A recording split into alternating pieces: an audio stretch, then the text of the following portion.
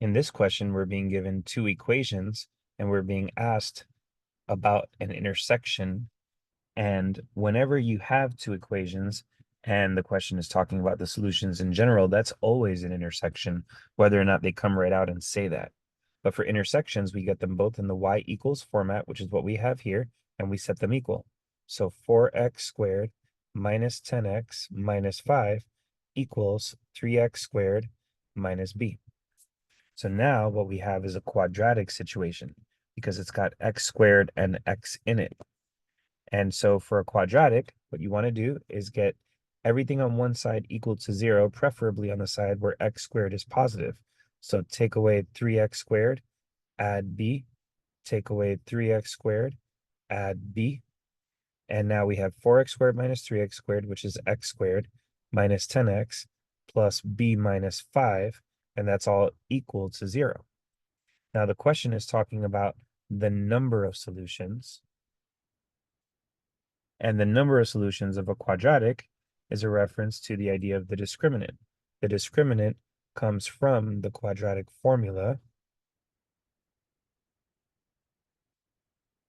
And we'll just put invented numbers just to show you what happens if the discriminant of the quadratic is positive, if it's 0,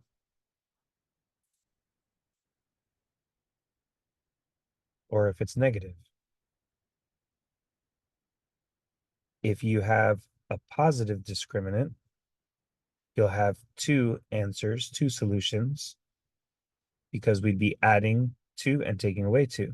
If the discriminant is 0, you'd have one answer, one solution, because you're not adding or taking away anything. It would just be 2/3. Here, if the discriminant is negative, you have no answers, no solutions, because we're not allowed to have a negative under a radical.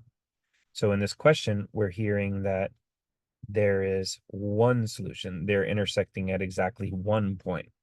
So that's the idea that the b squared minus 4ac in this situation is equal to 0. It's this situation. And our a right now is the invisible 1 in front of the x squared.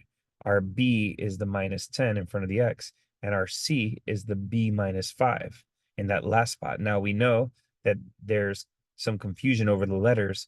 There's a b in the c spot.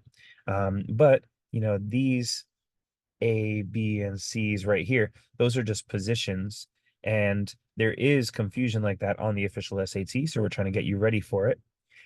So now b squared minus 4ac equals 0. That's negative 10 squared minus 4 times 1 times b minus 5 equals 0.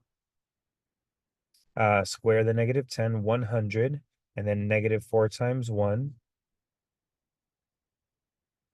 100, and distribute the negative 4. Minus 4b plus 20 equals 0. 100 plus 20 is 120. Add the 4b to the opposite side. And b equals 30. So now that we know what b is, here they're not asking us for b. It's sort of an extra twist on this question. They're asking us for x. So we can take one of the equations and go ahead and fill in our b, 3x squared minus 30. And if we're looking for the intersection, we can still set that equal to the other equation. So 4x squared minus 10x minus 5 equals 3x squared minus 30. Now, once again, this is a quadratic again. So we want to get it on one side equal to 0, preferably where x squared is positive. So I'm going to take away 3x squared from both sides and add 30 to both sides. That would make it look like this. X squared minus 10x plus 25 equals 0. And now we're factoring. This is a BC. It has in the A, B, and C of a quadratic, it has numbers in the B and C spots. And for BC factoring, we need two numbers that add to B and multiply to C. So what two numbers add to negative 10 and multiply to 25? That's a negative 5 and negative 5. So this is going to factor to x minus 5